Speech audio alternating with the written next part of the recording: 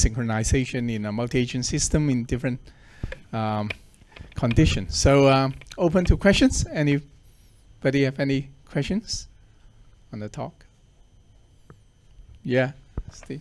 You could consider any mechanism for collision avoidance, so that the agents will that's keep a certain distance between yes, them. yes.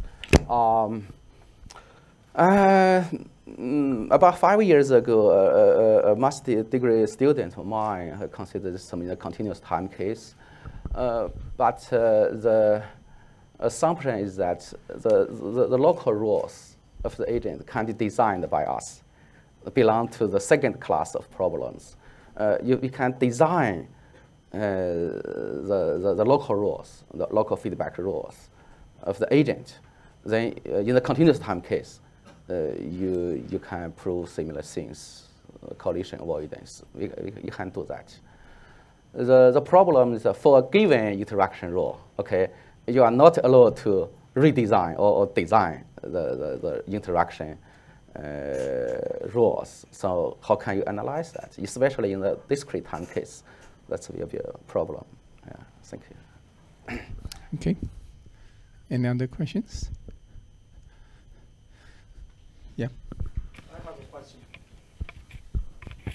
So thanks for a very interesting talk. So you mentioned about that you established the framework, theoretical framework to study this kind of multi-agent systems. I'm just wondering, basically is using stochastic system theory, right? Yes. Is that possible to do the same thing or similar thing for deterministic system? That's a very interesting question. If you go back to the now well-known Weizsäcker paper, the simulation is really a random framework, a stochastic framework. But later on, from Jadbabi and Lin and Stephen Morse, they studied this problem in a deterministic framework. Deterministic framework, I think deterministic framework could be harder than stochastic framework. Although many people don't believe that, but in my opinion, deterministic in this context is hard. For example, given a fixed number, for example, n equals 3 or 10 or 20, study the Weizsäcker model. Could be hard because the initial condition, that's heavily depend on the initial condition, the distribution of the initial condition. In the deterministic case, the possibility is too huge for, okay. In the stochastic case, we just assume it's uniformly distributed. Okay, then in this sense, it could be simpler. However, as I mentioned in the Cook-Smith paper, that's a deterministic setting with fixed number, right, of population. But that's a slightly different model. Yeah. I understand that you are trying to address a lot of fundamental issues, with the group collective behaviors. And if I understand correctly, most of these results translate into the general statement that whenever you have this community size big enough, then everything's good, right? So sort of like a asymptotic result. And I understand that probably it's because of the requirements pretty basic. They stay within certain radius of each other. Now, what if you also want this group of agents to do something extra other than just staying near each other? Do you have any results in that regard? Thanks. That's good. I think I mentioned the first future problem for the Boyd model. Put 2 additional rules besides the 2 rules. For that model, there could be something more interesting, not just the synchronization, move to the same direction. Okay, maybe spur phenomena and something like that. So it could be very interesting. As I say, that's a preliminary results. Okay. Yeah, in computer science, we do a lot of work in autonomous agent system, in that sense, in computer graphic, because you want to simulate group behavior in a fire when something happened, how the people move around in a building. So you include a lot of interaction rules, which are quite ad hoc at some stage, in order to steer the group behavior. So I wonder how this fundamental result would it also apply to autonomous systems, which are have a bit more local intelligence than the one you present, a very primitive kind of interaction. Yeah, that's interesting. That's related to maybe to the second future problem. The design rule. Have more intelligence as an agent, more intelligence. In that case, how can we analyze such a system? Actually, I mean, computer scientists maybe studied multi-agent system much earlier than control scientists, maybe. Do you agree? The multi-agent system, a concept, I mean, the computer science system society. Yeah. Right. So have you also kind of tried this result on the real phenomenon, looking at birds or the sheeps moving around? Not really. I think now what I currently my group currently doing is a real phenomenon self-assembly in chemistry. Really interested to that. How the interactions between particles, local interactions with the particles, to form a certain structure, and then has some functions. Right. That's a very challenging and very interesting things to do, using this concept, these ideas. Even the analysis, I hope. Right. Well, I hope we have some nanotechnology colleagues here who may work with Professor Gong on this problem. Right. So, any other questions? Yep. Yeah. Thank you for a very interesting talk. I'm from College of Business, so I'm going to ask a question regarding business. Think about what happened in 2008 financial tsunami. Of course, that's not a spatial. It's not a space like Lost and other things that move in a two-dimensional or three-dimensional space. But if you look at the people's behavior, they have different features in terms of risk-taking, and that can also be a two-dimensional, three-dimensional. My question is, can the research you are doing be applicable to financial systems? So, for instance, my intro would be, how can a financial system, agents in the financial system, through this flock behavior and to have self-control? For instance, if say animals going through a cliff, they'll all die, right? So flocks can control themselves.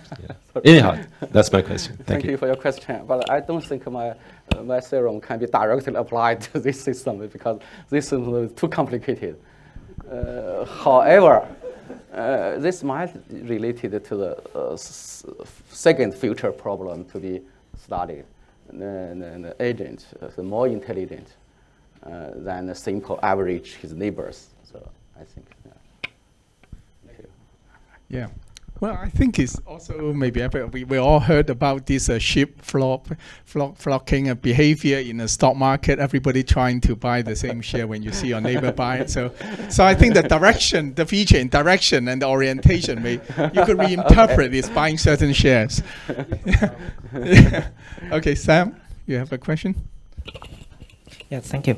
I think at the beginning you mentioned this kind of agent-based algorithms. I think in evolutionary algorithms, there are many algorithms like what you just mentioned, like the NB colony, and PSO, particle swarm optimizations. And one of the problems they are having is sometimes they need to have stimulations, or we call them mutations, right? So in your algorithm, you mainly, how do you view this aspect? Because the mutation part basically is how do you guarantee the global solution to be acquired? So I just wonder how your framework be code into this kind of similar cases. Thank you. Mathematically, there is no problem concerning the existence of the solution because the discrete time case. Okay, in the continuous time case, you may face with if the solution exists or not. But in discrete time case, once you have this step, then naturally whether it's nonlinear or not. Okay. I'm not sure if I answer your question. But intuitively, why we have such a phenomena, local interactions, because we have only local interactions. Why we have such a global phenomena? Is there a question or not? I can't understand. But the essential feature is the connectivity. Connectivity means local interaction, local effects can be propagated and be spread to the far distance. That's a key point. So that's why we spend so much time on connectivity. It means local interaction can be transferred to the far. Answer your question or not? Okay, good. I just wonder one question. From engineering point of view, if I use your model to simulate some complex behavior of crowds, so how do I evaluate whether your model is good or not?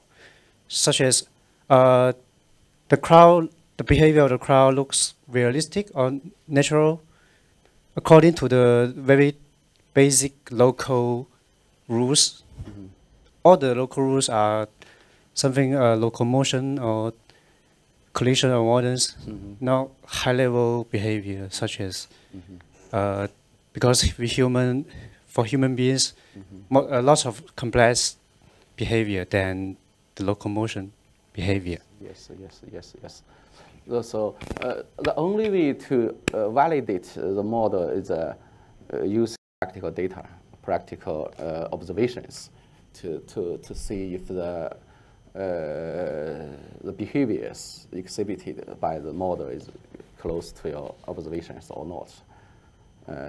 Certainly, for practical systems, the motion is much more complicated than just the synchronization move to into the same direction. So that needs more study. I think more complex behaviors, more phenomena, or emergence from phenomena need to be investigated further. Thank you. Okay, so if no more question, let's give a warm thank you to Professor Goh once again. Thank you. And we also have some souvenir.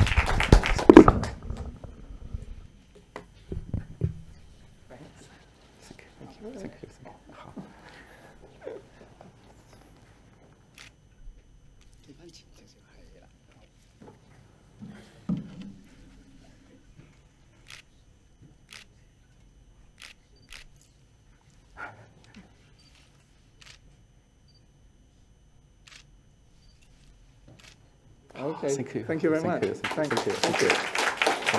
you.